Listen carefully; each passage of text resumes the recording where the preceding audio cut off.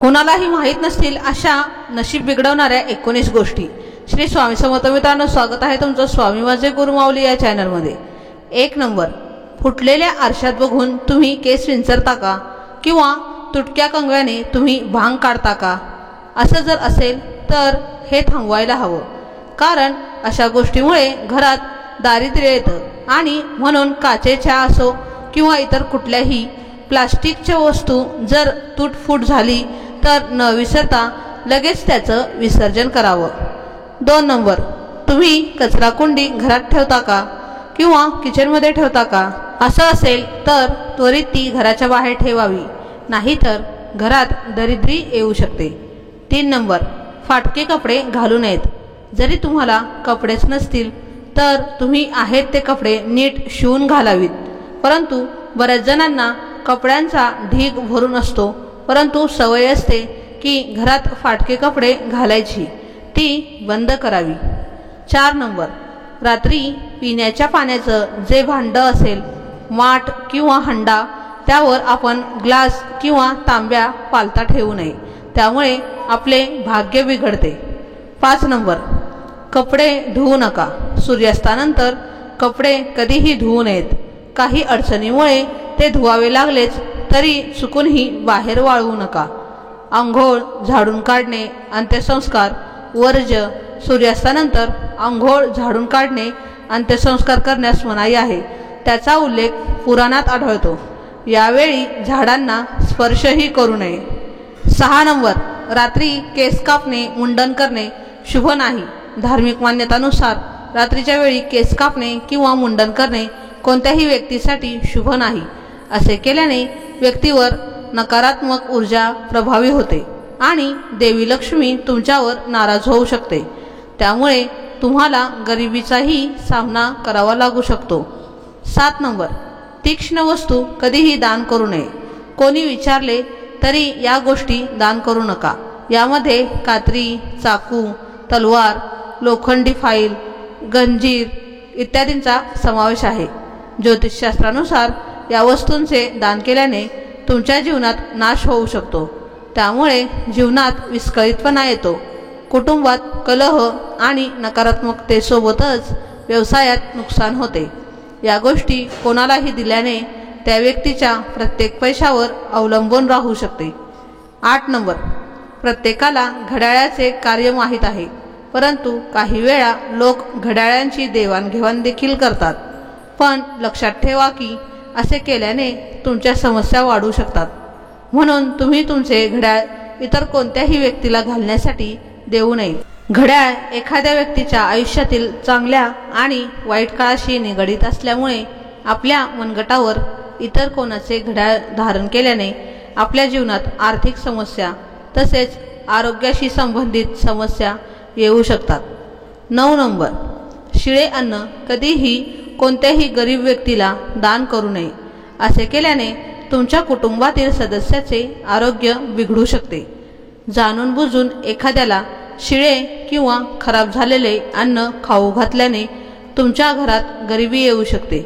शिळ्या अन्नाचे दान रोगाच्या रूपाने घरी परत येते आणि दान केल्याने जीवनात नाश निर्माण होतो, म्हणूनच आपण स्वतः जे खाऊ शकतो तेच अन्न कोणालाही खायला द्या। 10 नंबर, प्रत्येकाला केस चालवायला आवडतात, पण त्यासाठी फक्त स्वतःचा खांदा वापरावा। दुसऱ्याच्या खांद्याचा वापर करणे आरोग्याच्या दृष्टीने आणि शास्त्राच्या दृष्टीने फायदेशीर नाही। केवळ कंगवाच नाही तर डोक्याशी संबंधित कोणतीही सामग्री दुसऱ्या व्यक्तीला देऊ नये, याचा तुमच्या नशिबावर विपरीत परिणाम होऊ शकतो। अशा परिस्थितीत दान करण्यापूर्वी या गोष्टीकडे विशेष लक्ष दिले पाहिजे। 11 नंबर, हिंदू धर्मात झाडूला देवी लक्ष्मीचे प्रतीक मानले जाते।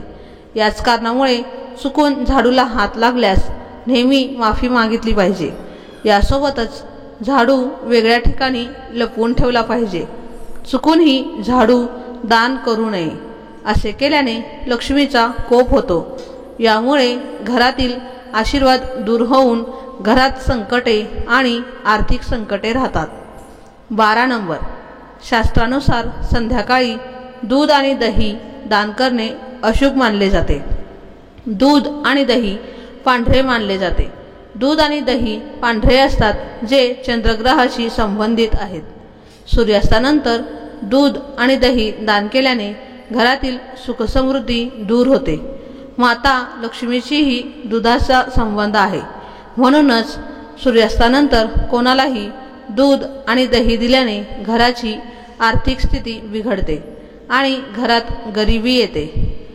म्हणूनच सूर्यास्तानंतर कोणालाही दूध आणि दही दिल्यास घराची आर्थिक स्थिती बिघडते. यामुळे घरात गरिबी येऊ शकते. 13 नंबर, ज्योतिषशास्त्रानुसार मोहरीचे तेल दान करणे चांगले मानले जाते. पण काही लोक वापरलेले तेलही दान करतात. असे केल्याने तुम्ही पापात सहभागी होऊ शकता. तुम्ही कधीही वापरलेले तेल दान करू नका, कारण ते भगवान शनिदेवाला क्रोधित करतात आणि त्यामुळे तुम्हाला त्यांच्या क्रोधाला सामोरे जावे लागू शकते. 14 नंबर, सूर्यास्तानंतर विशेषतः गुरुवारी हळद दान करू नये, कारण हळद गुरुशी संबंधित मानली जाते. हळद दान केल्याने बृहस्पती कमजोर होतो. त्यामुळे जीवनात संकटे येतात आणि घरात अशांतता राहते.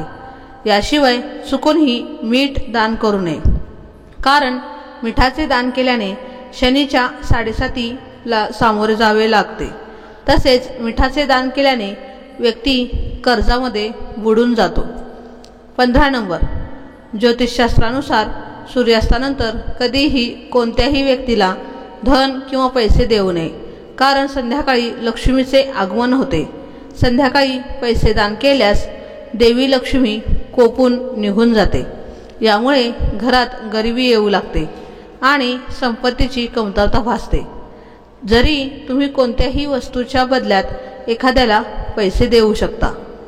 16 नंबर, ज्योतिषशास्त्र सांगते की प्लास्टिक, स्टील, काच आणि ॲल्युमिनियम किंवा यापासून बनवलेली भांडी कधीही दान करू नयेत. असे करणे अशुभ मानले जाते. हे दान तुमच्या व्यवसायात घट आणू शकते किंवा तुमच्या कुटुंबातील सुख आणि शांती नष्ट करू शकते. 17 नंबर, हे करत असताना हे लक्षात ठेवावे की फाटलेले ग्रंथ आणि धार्मिक ग्रंथ कधीही दान करू नये, कारण ते दान केल्याने घरामध्ये अशुभता निर्माण होते. 18 नंबर, एखाद्याने नेहमी गरजूंना दान केले पाहिजे, तरच पुण्य मिळते. व्यक्तीने निस्वार्थपणे दान केले पाहिजे. दुःख किंवा द्वेषातून केलेले दान व्यर्थ जाते. यासोबतच दान श्रद्धेने आपल्या हातात देऊन करा आणि दान करा. कधीही जमिनीवर ठेवून किंवा फेकून दान करू नका, उलट तुम्ही पापाचे भागीदार व्हाल. 19 नंबर, झाडाखाली मूत्राशय करणे. पिंपळाच्या झाडाखाली कधीही मूत्राशय करू नये, कारण या झाडात अनेक देवतांचा वास असतो.